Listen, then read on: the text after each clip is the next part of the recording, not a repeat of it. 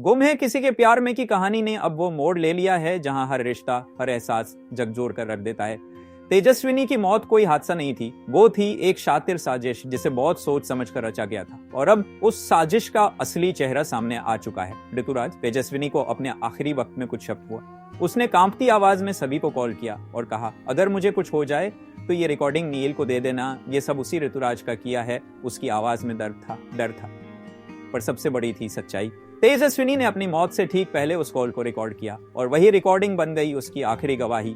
सभी ने बिना समय गंवाए वो रिकॉर्डिंग नील को दी। नील ने जैसे ही सुना, उसकी आंखें भीग गईं, शब्दों ने साथ छोड़ दिया। एक सन्नाटा था, पर उसी सन्नाटे में नील के भीतर से उठी एक आवाज, अब बहुत हो गया, अब मैं ऋतुराज को नहीं छोड़ूंगा। नील ने वो सबूत पुलिस को सौंपा और उसी वक्त पुलिस ने ऋतुराज के खिलाफ गिरफ्तारी वारंट जारी कर दिया। जब पुलिस उसे पकड़ने पहुंची तो भी वह अपनी आदत से मजबूर था, चालबाजी करता रहा।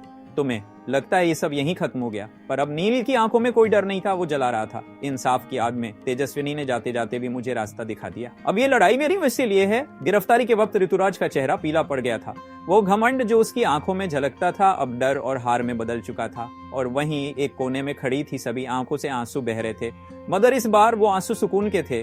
तेजस्विनी को आखिरकार इंसाफ मिल रहा था और एक सच्चाई अब साफ थी। सभी ही थी वो ताकत जिसने नील को टूटने से बचाया। तेजस्विनी की मौत के बाद नील खुद को जिम्मेदार मानता रहा, वो बिखर गया था, लेकिन तभी सभी ने उसे थाम लिया। नील, तेजस्विनी चाहती थी कि तुम फिर से मुस्कुराओ, दोबारा जियो। उसे एक बात ने नील को झकझोर दिया। उसने सभी की आंखों में देखा, वो आंसू नहीं, एक नई उम्मीद थी।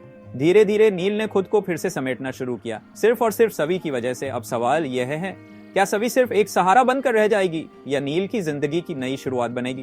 क्या यह रिश्ता प्यार की एक नई सुबह का संकेत है?